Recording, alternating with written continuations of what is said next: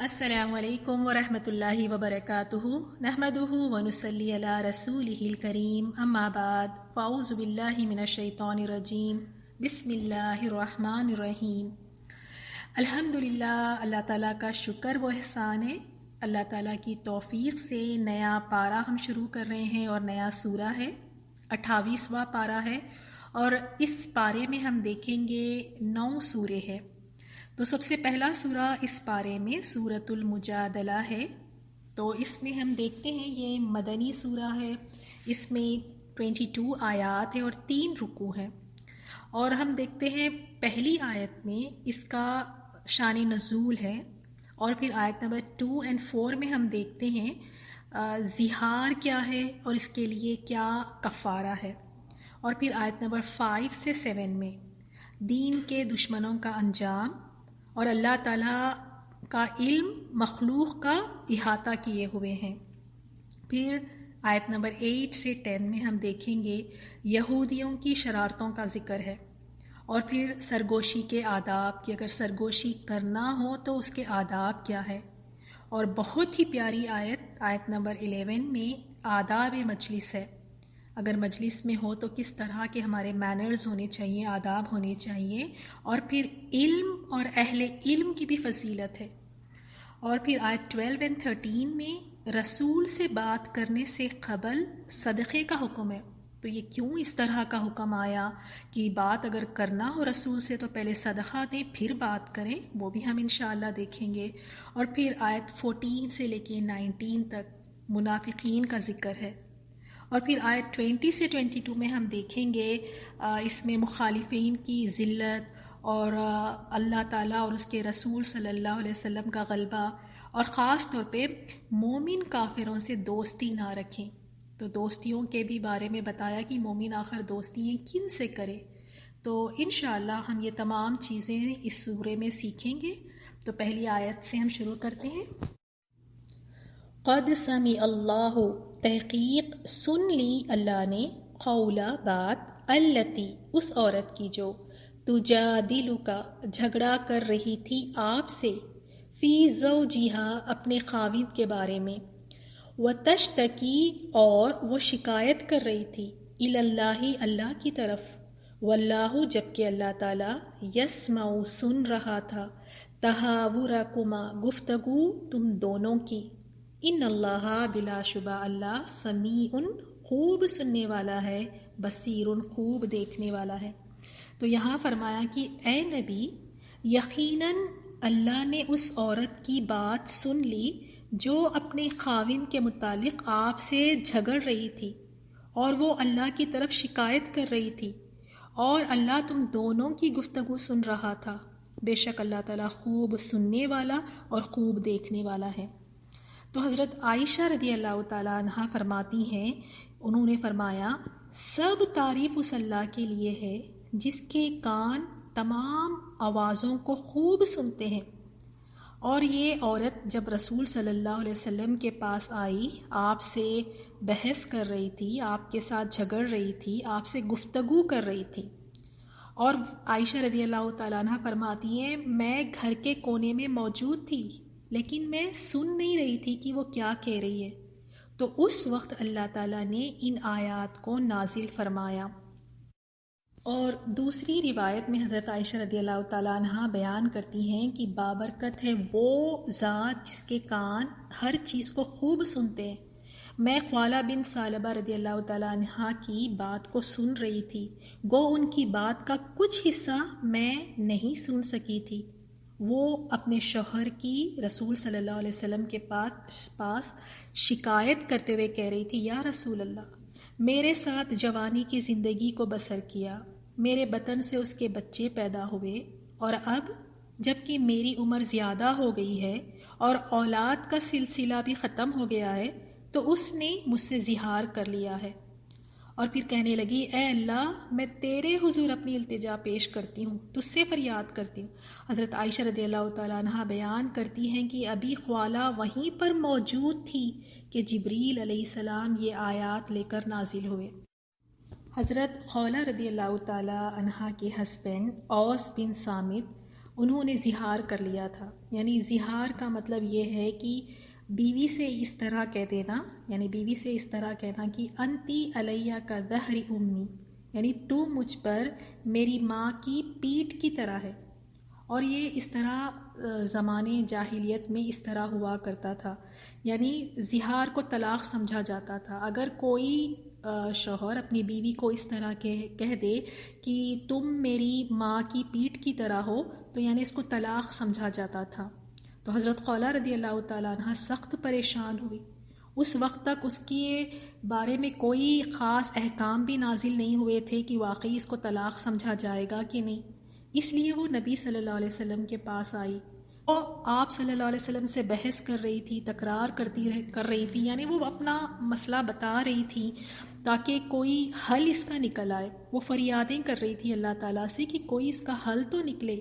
جس پر اللہ تعالیٰ نے یہ آیات نازل فرمائی جن میں زہار کا اللہ تعالیٰ نے کفارہ بیان فرمایا کہ کوئی اس طرح کہنے سے طلاق نہیں ہو جاتی، لیکن ہاں یہ کبیرہ گناہ ہے، اب اس کا کفارہ ادا کرنا ہوگا.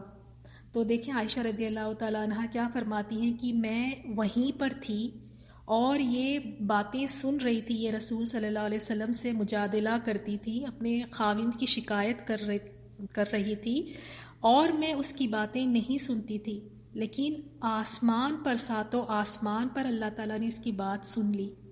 یعنی وہیں پاس رہ کر وہ عائشہ رضی اللہ تعالیٰ ان کی مکمل پوری باتیں نہیں سن سکی، اور اللہ تعالیٰ کی ذات ساتوں آسمانوں پر اس کی یہ التجا، یہ فریاد سن لی، اور اللہ تعالیٰ نے پھر احکام نازل فرما دیے. آیت نمبر 2، الذین، وہ لوگ جو یظاہرون، زہار کرتے ہیں، منکم، تم میں سے، من نسائہم، اپنی بیویوں سے، ما ہن، نہیں ہو جاتی، ہن، وہ، امہاتہم، ان کی مائیں. تو اللہ تعالیٰ نے یہاں پہ فرما دیا بس منہ سے کہہ دینے سے کہ تم میری ماں کی طرح ہو، یا تم یعنی میری ماں کی مانند ہو، یا میری ماں کی پیٹھ کی طرح ہو، تو وہ کہنے سے مائیں نہیں بن جاتی. پھر اللہ تعالیٰ نے اس کو واضح کر کے بتا دیا کہ پھر ماں ہوتی کون ہے. ان امہاتہم، نہیں ہیں ان کی مائیں، الا، کون ہوتی ہیں ان کی مائیں، الا اللہ، مگر وہی جنہوں نے ولدناہم، انہیں جنا ہے، جس نے انہیں جنم دیا، جس نے انہیں پیدا کیا، اصل وہی ان کی مائیں ہیں. بس منہ سے کہہ دینے سے کوئی ماں نہیں بن جاتی. وَإِنَّهُمْ، اور بلا شبہ وہ، لَيَقُولُونَ، البتہ کہتے ہیں، منکر، نامعقول، من القولی، بات، وزورا، اور جھوٹ. یعنی اس طرح کا کہنا، بیوی کو ماں کہنا کتنی گھٹیا بات ہے، کتنی ناپسندیدہ اور کتنی بری اور جھوٹی بات ہے. اور اسی طرح لوگوں کو آپ دیکھیں، کسی کو منہ بولی بہن بنا لیتے ہیں، کسی کو منہ بولا بھائی بنا لیتے ہیں، اور یہ یعنی اس طرح کہنے سے وہ سگے بھائی یا سگے بہن نہیں بن جاتے، وہ محرم نہیں ہو سکتے. اب یہاں اسی آیت میں دیکھیں، خولہ رضی اللہ تعالی عنہا کے شوہر نے ایک بات منہ سے نکالی تھی کہ تم میری ماں کی طرح ہو. تو اللہ تعالیٰ نے اس بات پہ کتنا بڑا کفارہ ادا کرنے کا حکم دیا ہے.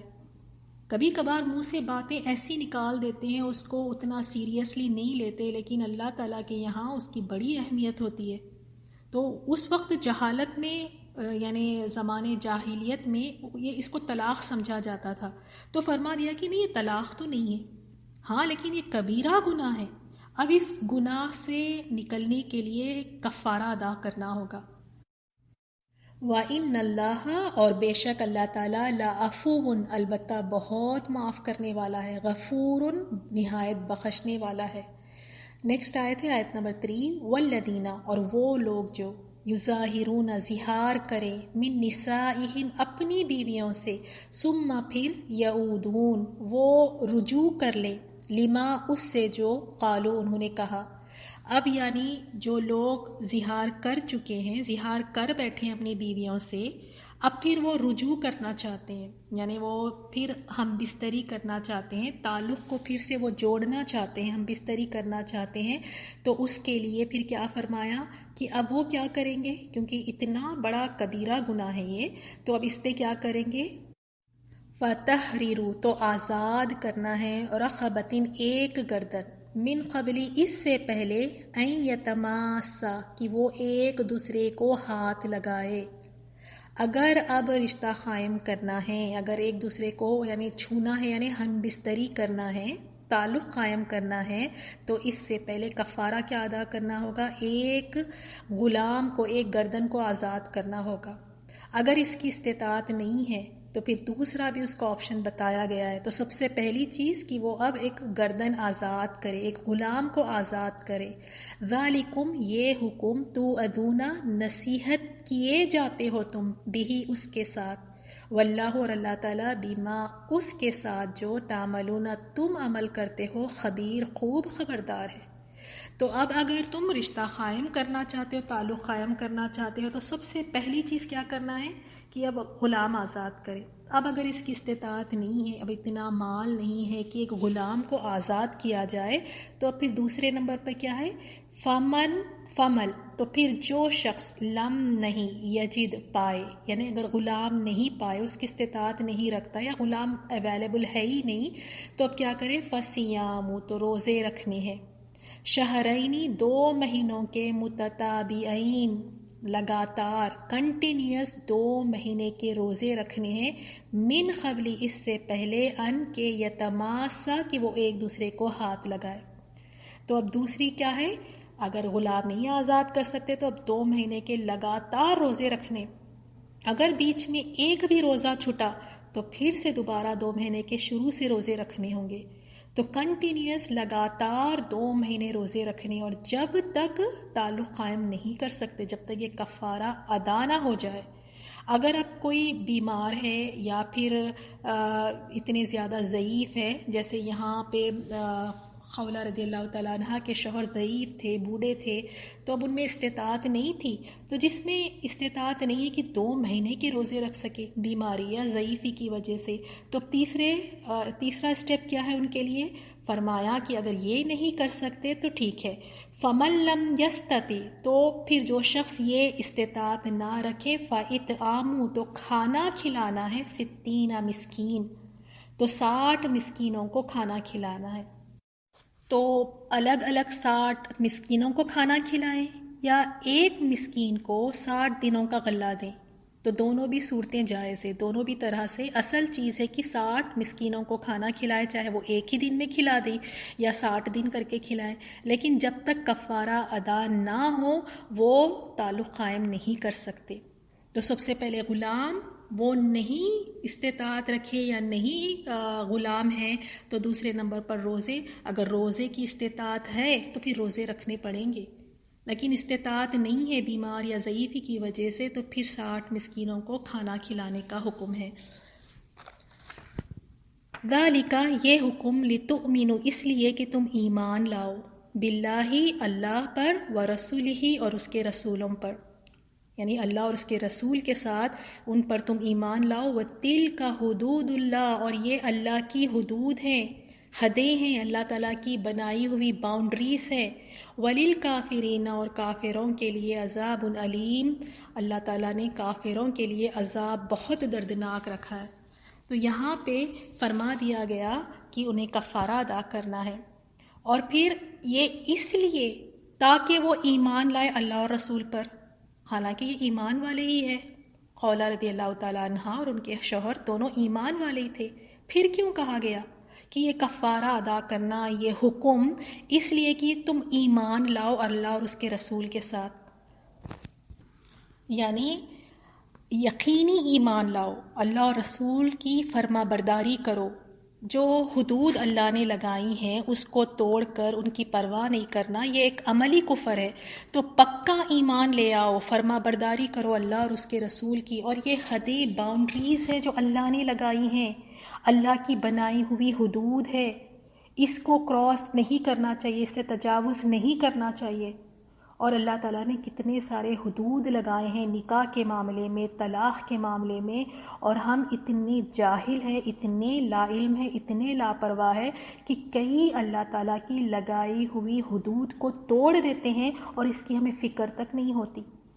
اتنی توفیق نہیں ہوتی کہ اگر کوئی مسئلہ ہو گیا ہے طلاق کے معاملے میں یا کوئی اور وصیت کے معاملے میں، نکاح میں کوئی بھی ایسا مسئلہ ہو گیا ہو تو آگے جا کر قرآن اور دیکھیں حدیث میں اس کا کیا احکام ہے، اس کی فکر ہمیں بالکل نہیں ہوتی۔ اپنے حق میں وہ بات کو کروا لیں گے، بات کو گول مول کر دیں گے، باتوں کو چھپا لیں گے، لیکن یہ اللہ کی لگائی ہوئی حدود ہے۔ انسان ایک مومن اس کو کراس کرنے کی سوچنا بھی نہیں چاہیے، کوئی معمولی بات نہیں ہے یہ اللہ تعالیٰ کی لگائی ہوئی حدود کو اللہ تعالیٰ ہمیں توفیق دے کہ ہم ان حدود کے اندر رہ کر اللہ اور رسول کی فرما برداری کریں۔ اور ایک بات کو تھوڑا سا ہم کلیئر کر لیتے ہیں، لاسٹ آیت میں 4th آیت میں وَلِلْكَافِرِينَ عَذَابٌ علیم، یعنی کافروں کے لیے عذاب ہے۔ یہاں کافر سے مطلب کون مراد ہے؟ نہ ماننے والوں کے لیے، یعنی جو لوگ ایمان نہ لائے اور احکام شریعت کی پابندی نہ کریں، جو احکام ہے شریعت میں اس کی پابندی نہ کرنے والوں کے لیے دنیا اور آخرت دونوں میں دردناک عذاب ہے۔ اللہ تعالیٰ ہمیں شریعت کے احکام کی پابندی کرنے والا بنائے، آمین یا رب۔ اور آج کی آیات میں ہم نے خولہ رضی اللہ تعالیٰ عنہ سے یہ سیکھا، ان کے اور ان کے شوہر کے بیچ میں جو مسئلہ ہو گیا تھا، اس کی فریاد، اس کی شکایت انہوں نے اللہ تعالیٰ سے کی، فریادیں اللہ سے کی، روتی جا رہی تھی اور اللہ سے فریادیں کر رہی تھی۔ تو ہمیں بھی اسی طرح کا رویہ رکھنا چاہیے۔ اگر ہم جیسے ہو تو ہم کیا کرتے ہیں، یہ شکایتیں یا کوئی مسئلہ میاں اور بیوی کے درمیان ہو جاتا ہے تو جا کر امی کو بتاتے ہیں یا بہن کو بتاتے ہیں کہ شوہر نے ایسے کیا، شوہر نے یہ کہا۔ شاید آخری میں ہم اللہ تعالیٰ کی طرف رجوع کرتے ہیں، لیکن سب سے پہلے یہ مسئلے ہم کیا کرتے ہیں، دوسروں کو جا کر بتاتے ہیں۔ تو ہمیں چاہیے کہ سب سے پہلے اللہ تعالیٰ کے سامنے فریاد کریں، اللہ تعالیٰ کے سامنے اپنی شکایت رکھیں، جس طرح خولہ رضی اللہ تعالیٰ عنہ نے رکھا۔ اللہ تعالیٰ جانتا ہے کئی ایسی بیویاں ہیں جو شوہر کی ستائی گئی ہیں، تو وہ اللہ تعالیٰ کے حضور اپنی شکایت رکھیں، فریاد کریں، اللہ تعالیٰ کی طرف سے ضرور مدد آئے گی۔ اور دوسری بات جو یہ کفارہ بتایا گیا ہے اور غلام آزاد کرنا اور 2 مہینے کے لگاتار روزے رکھنا یا نہیں تو پھر 60 مسکین کو کھانا کھلانا، یہی سیم کفارہ ان کے لیے بھی ہے جو رمضان میں روزے کی حالت میں اپنی بیوی سے ہم بستری کر لیتے ہیں، ان کے لیے بھی یہی سیم کفارہ ہے۔ تو اللہ تعالیٰ سے واقعی ہم دعا کرتے ہیں کہ آج کی آیات میں ہم نے دیکھا جو شریعت کی پابندی نہیں کرتا اس کے لیے دنیا اور آخرت دونوں میں اللہ تعالیٰ دردناک عذاب دے گا۔ اور ساتھ میں یہ کہ ہمیں کوئی بھی مسئلہ ہو تو اپنی شکایت پہلے ہم اللہ کی طرف رکھیں، اللہ کی طرف ہم رجوع کریں۔ آیت نمبر 5، ان الذین، بے شک وہ لوگ جو یحادون، مخالفت کرتے ہیں، اللہ و رسولہ، اللہ اور اس کے رسول کی۔ تو یہاں پہ ان لوگوں کا ذکر ہے جو اللہ اور رسول کی مخالفت کرتے ہیں اور اس کی شریعت سے دشمنی رکھتے ہیں، تو ان کا انجام بتایا گیا، کبیتو، وہ ذلیل کیے جائیں گے، یعنی یقینی بات ہے کہ وہ ذلیل کیے جائیں گے، کما جیسے کبیتا، ذلیل کیے گئے تھے، الذین من قبلہم، وہ لوگ جو ان سے پہلے تھے، تو یہ بھی ذلیل کیے جائیں گے جیسے ان کے پہلوں کو بھی اللہ تعالیٰ نے ذلیل کیا تھا۔ یعنی اگر پچھلی قوموں کو دیکھیں اللہ تعالیٰ نے کس طرح انہیں ذلیل کیا، کس طرح اللہ کا عذاب ان پر آیا، تو یہ بھی ذلیل کیے جائیں گے۔ اگر ہم پچھلی قوموں کی طرف دیکھیں، عاد، سمود یا نوح علیہ السلام کی قوم، کس طرح اللہ تعالیٰ نے ان کو رسوا کیا، توہین والا عذاب تھا ان کے لیے۔ فرعون اپنے آپ کو خدا کہتا تھا، خدائی کا اس نے دعویٰ کیا، بادشاہ تھا اتنا بڑا اور غرق ہو کر مرا، یعنی اتنا بڑا بادشاہ اور اس طرح اس کا انجام۔ اور قوم عاد کو تو اپنی طاقت پر بڑا زوم تھا، اور کس طرح جب ان پر اللہ کا عذاب آیا تو ایک آندھی انہیں اٹھا کر پٹکتی تھی۔ اور لوط علیہ السلام کی قوم کو بھی جب اللہ کی بنائی ہوئی حدود اور احکامات کو انہوں نے نہیں پسند کیا تو کس طرح اللہ تعالیٰ کا عذاب ان پر آیا۔ اور مشرکین مکہ کے ساتھ بھی اسی طرح ہوا، بدر والے دن ذلیل ہوئے، اللہ تعالیٰ نے ان کو ذلیل کیا، کچھ تو ان کے مارے گئے اور کچھ ان کے قیدی ہو گئے، اور مسلمان ان پر غالب رہے، اور مسلمانوں کا غلبہ بھی ان کے حق میں نہایت ذلت تھا۔ وَقَدْ أَنزَلْنَا، اور یقیناً انزلنا ہم نے نازل کیا، آیات بینات، صاف صاف آیتیں، بینات صاف صاف کھول کھول کے ایک ایک آیت کو بتا دیا، اور ہر آیت اس قدر واضح تھی اور صاف تھی کہ اس سے بس کوئی کافر یا فاسق یا پھر فاجر ہی ان کی مخالفت کر سکتا ہے، ورنہ آیات تو بہت واضح طریقے سے کھول کھول کے بتا دی گئی تھی۔ پھر ایسے کافروں کے لیے، یعنی آیتوں کو دیکھنے کے بعد بھی اس کا انکار کر دینا، مخالفت کرنا، تو وَلِلْكَافِرِينَ، اور لیے کافروں کے عذاب مہین، ایسا عذاب جو رسوا کن ہے۔ آگ کا عذاب تو ہے ہی ہے، اور ساتھ میں ذلیل و رسوا بھی کیا جائے گا، یہ بھی ایک عذاب کی قسم ہے، اور کوئی انسان نہیں چاہتا کہ اس کو ذرا سی بھی اس کو ذلیل کیا جائے۔ تو یہ لوگ کیا کیا کرتے تھے؟ انہوں نے اللہ تعالیٰ کی شریعت کی اتباع نہیں کی، اور اللہ تعالیٰ کی اطاعت کے سامنے جھکنے کے بجائے جھک جانا تھا، انہوں نے تکبر کا اظہار کیا، اپنے آپ کو بڑے بن کے دکھاتے تھے، اپنے آپ کو بہت بڑا سمجھا تھا۔ تو اب وہاں پہ پتہ چلے گا، وہاں ذلیل کیا جائے گا، وہاں پہ رسوا کیا جائے گا۔ اللہ تعالیٰ محفوظ رکھے ان عذابوں سے، آمین یا رب۔ اور یہ عذاب کس دن ہوگا؟ یوم، جس دن، اور وہ دن کون سا ہوگا؟ یبعثہم، اٹھائے گا ان کو اللہ جمیعاً، سب کو، اللہ تعالیٰ سب کو جمع کر دے گا، سب کو اٹھا دے گا، اور اللہ کے لیے کوئی مشکل نہیں ہے۔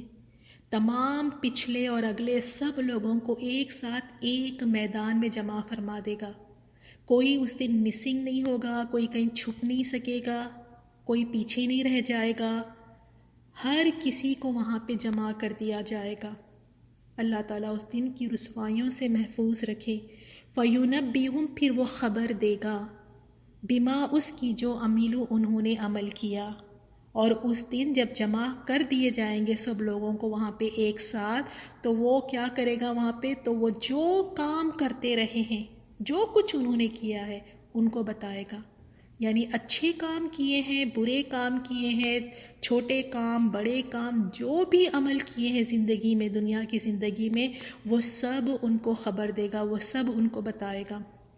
اور ہمارے جو اعمال ہیں اللہ تعالیٰ کے یہاں کس طرح ہے؟ اللہ تعالیٰ فرماتے ہیں احصاہ، گن رکھا ہے اس کو اللہ نے۔ کتنی ڈرانے والی بات ہے کہ اللہ تعالیٰ فرماتے ہیں تمہارے ایک ایک عمل کو اللہ تعالیٰ گن کے رکھا ہے۔ وَنَسُوهُ، جبکہ وہ بھول گئے تھے اسے، انسان خود کر کے بھول گیا، اور اللہ تعالیٰ کے یہاں اس کا ایک ایک چیز کا ریکارڈ ہے، گن گن کے رکھا گیا ہے ایک ایک عمل۔ اور ہم اگر دیکھیں اپنی زندگی کی طرف، ہمیں یہ تک نہیں پتا کہ ایک ہفتہ پہلے یا ایک مہینہ پہلے میں نے کیا باتیں کہیں، میں نے کون سے گناہ کے کام کیے، کچھ بھی تو ہمیں یاد نہیں۔ یہ تو چند ہفتے یا مہینوں کی بات ہے، اب ساری زندگی کا ریکارڈ کس کے پاس ہوگا؟ کتنے گناہ تو ہم بھول گئے ہیں، ہمیں یاد تک نہیں ہے، لیکن اللہ نہیں بھولا۔ یہ انسان ہے کہ انسان بھول جاتا ہے، لیکن اللہ تعالیٰ کے لیے کوئی مشکل نہیں، اللہ تعالیٰ کو ہر انسان کے بارے میں پتہ ہے، وہ تو گن گن کے رکھا ہے اور اس دن بتائے گا۔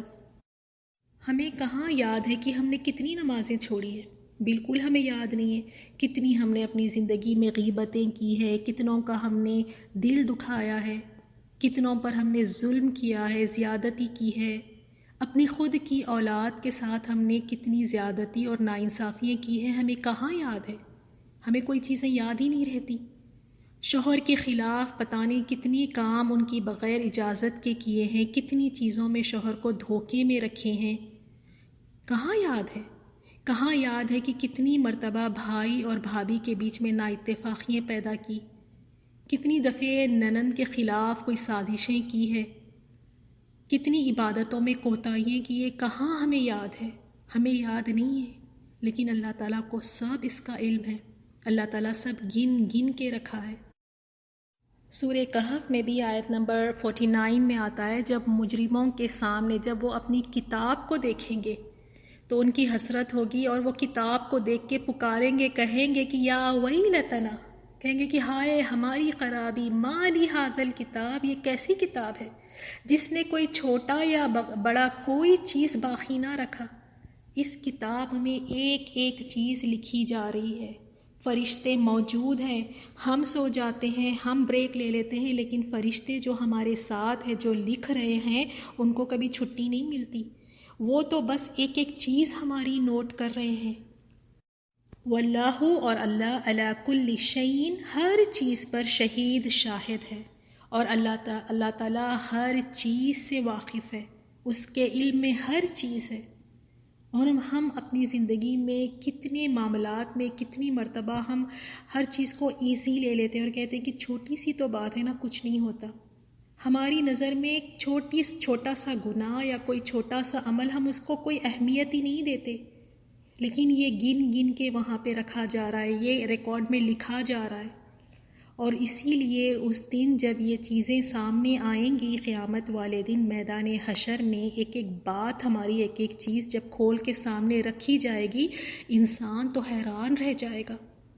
جو وہ خود کر کے بھول گیا تھا، ایسی ایسی باتیں اس دن سامنے آ جائے گی، اور اس دن بھاگنا چاہے گا، بچنا چاہے گا، ایکسکیوزز دینا چاہے گا، کوئی جائے پناہ نہیں ہوگی اس دن، کہیں فرار، کہیں بھاگ نہیں سکیں گے۔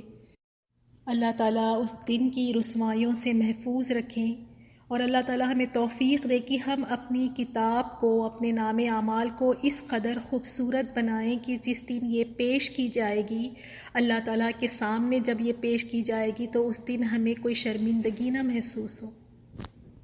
نیکسٹ آیت دیکھتے ہیں۔ کیا لم نہیں ترا، آپ نے دیکھا، ان اللہ، بے شک اللہ تعالیٰ، یعلم، جانتا ہے، ما فی السماوات، جو کچھ آسمانوں میں ہے، وما فی الارض، اور جو کچھ زمین میں ہے۔ تو اللہ تعالیٰ جانتا ہے، اس کا علم اس طرح ہے کہ جو کچھ آسمانوں میں ہے اور جو کچھ زمین میں ہے، وہ ہر چیز کو جانتا ہے، اس کے علم میں ہے ہر چیز۔ اب کیا کیا چیزیں آسمانوں میں ہیں ہمیں خود نہیں پتہ، زمین میں کتنی مخلوق ہے، کتنے حشرات ہے، کتنی ایسی مخلوق ہے، کیا کیا ایسی چیزیں ہیں ہمیں خود نہیں پتہ، لیکن وہ سب اللہ تعالیٰ کے علم میں ہے، وہ سب چیزوں کو جانتا ہے۔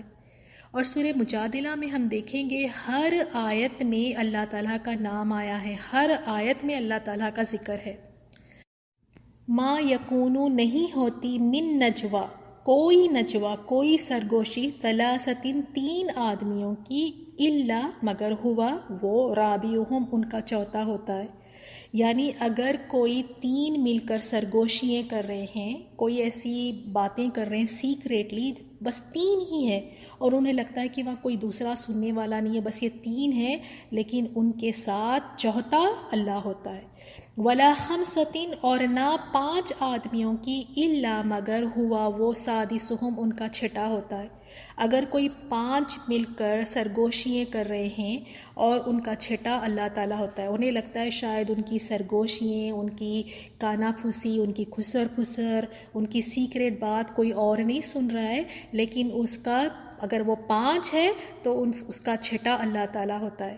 اور بس تین یا پانچ کا ہی ذکر نہیں ہے، ولا ادنا، اور نہ کم، من ذالک، اس سے، اگر تین سے بھی کم ہو، اگر صرف دو ہی ہے اور دو مل کر بھی سرگوشیاں کر رہے ہیں تو ان کے ساتھ اللہ ہے۔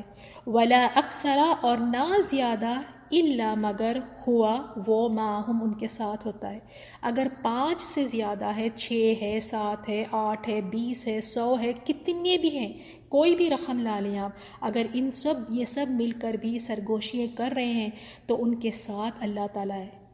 اینما کانو، جہاں کہیں بھی ہو، تم جہاں کہیں بیٹھ کر سرگوشیاں کرتے ہو، تم جہاں کہیں بھی بیٹھ کے کانا پھوسی، کسر پھسر کر رہے ہو، آہستہ آہستہ باتیں کر رہے ہو، وہاں اللہ اپنے علم کے اعتبار سے اسے سب اس کے علم میں ہے۔ اور اکثر لوگ کہتے ہیں جب یہ آہستہ آہستہ باتیں کرتے ہیں تو وہ اتنی آہستہ آہستہ باتیں کرتے ہیں کہ تاکہ کوئی دوسرا نہ سنے، وہ لوگوں سے شرماتے ہیں، لوگوں سے تھوڑا ڈرتے ہیں کہ کہیں ہماری بات نہ سن لے۔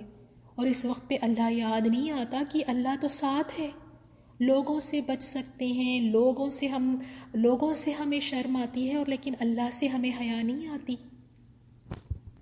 اللہ تعالیٰ کی ذات تو وہ ذات ہے جو ہر پوشیدہ باتوں کو، ہر سرگوشیوں کو سنتا ہے. تو اب اگر بہت سرگوشیاں کرنی ہی ہیں، سیکریٹ باتیں کرنی ہی ہیں، تو پھر ایسی جگہ جا کر کرے جہاں اللہ نہ سن سکے، اور ایسی کوئی جگہ ہے ہی نہیں. تو پھر انسان کو چاہیے کہ اس طرح کی سرگوشیاں کانافوسی کسر پسر نہ کریں. کئی سرگوشیاں اچھی بھی ہوتی ہیں، لیکن کئی برائی کے ساتھ برائی کی نیت سے سرگوشیاں کی جاتی ہے. تو اس وقت پہ انسان کو تھوڑا سا یہ سوچنا چاہیے کہ میں آہستہ کہہ تو رہی ہوں، ایک دوسرے کے ساتھ مل کے پلاننگ کر رہے ہیں یا کوئی بھی منصوبے بنا رہے ہیں یا جو بھی کر رہے ہیں، تو اللہ تعالیٰ تو ساتھ ہے، اللہ کے علم میں ہر چیز ہے. اللہ تعالیٰ نے سورۃ التوبہ میں بھی فرمایا ہے، کیا ان کو معلوم نہیں کہ اللہ ان کے بھیدوں اور سرگوشیوں تک سے آگاہ ہے، اور یہ کہ وہ غیب کی باتیں جاننے والا ہے. سورہ زخرف میں بھی اللہ تعالیٰ نے فرمایا، کیا یہ لوگ یہ خیال کرتے ہیں کہ ہم ان کی پوشیدہ باتوں اور سرگوشیوں کو سنتے نہیں؟ کیوں نہیں، سب سنتے ہیں، اور ہمارے فرشتے ان کے پاس ان کی سب باتیں لکھ لیتے ہیں. کتنی ڈرانے والی آیت ہے کہ انسان پھر سنبھل کے رہے، ایمان والا پھر ڈر کے رہے کہ جب سرگوشیاں کرتا ہے تو اس کو یہ خیال ہونا چاہیے کہ اللہ تو ہے. دل میں اٹھنے والی باتیں، جو ارادے دل میں آتے ہیں، پلاننگز ہم جو کرتے ہیں، منصوبے بنا رہے ہیں، خیالات ہیں، نیتیں ہیں، ہر چیز کو اللہ تعالیٰ جانتا ہے. اب کہیں بچ کر بھاگ سکیں گے؟ اسی لیے چاہیے کہ دل کو صاف رکھیں، کسی کے خلاف کوئی منصوبے نہ بنائیں، کوئی لوگوں کے لیے اس طرح کی سازشیں نہ کریں، سرگوشیاں نہ کریں. اللہ تعالیٰ کے علم میں ہر چیز ہے. ثم پھر ینبئہم وہ خبر دے گا انہیں بما اس کی جو عملوا انہوں نے عمل کیا یوم القیامتی روز قیامت. اور یہ سرگوشیاں جو کچھ انہوں نے عمل کیا سب بھید وہاں کھل جائیں گے، سب کی خبر وہاں پہ کر دی جائے گی. ان اللہ بلا شبہ اللہ تعالیٰ بکل شیء ہر چیز کو علیم خوب جاننے والا ہے. اللہ تعالیٰ کے علم میں ہر چیز ہے. آج کی آیات میں ہم نے خاص طور پہ دو باتیں جو سیکھی ہیں وہ یہ ہے کہ انسان خود اپنے عمل بھول جاتا ہے کہ اس نے کیا کیا تھا، لیکن اللہ تعالیٰ اسے گن گن کے رکھ رہا ہے. تو پھر انسان کو کتنا کیئرفل رہنا ہے اور پھونک پھونک کر قدم اٹھانا ہے، اور ساتھ ساتھ میں ان تمام گناہوں کی اللہ سے معافی مانگنی ہے جو ہم بھول چکے ہیں، ہمیں یاد بھی نہیں ہے کہ اللہ ہمارے تمام گناہوں کو معاف فرما دے. اور دوسرا سرگوشیوں کے بارے میں کبھی یہ نہ سوچے کہ میں سرگوشیاں یا کانافوسی کر رہی ہوں یا کسی کے خلاف کوئی مل کے منصوبے بنا رہے ہیں، لیکن وہاں پہ اللہ موجود ہے، یعنی علم کے اعتبار سے اللہ کے علم میں وہ بات ہے. اور اس طرح کا رویہ منافقین کیا کرتے تھے. وہ آپ صلی اللہ علیہ وسلم اور صحابہ اکرام کے خلاف اس طرح کی نجوا سرگوشیاں کیا کرتے تھے. سبحانک اللہم و بحمدک نشہد ان لا الہ الا انت نستغفرک و نتوب الیک.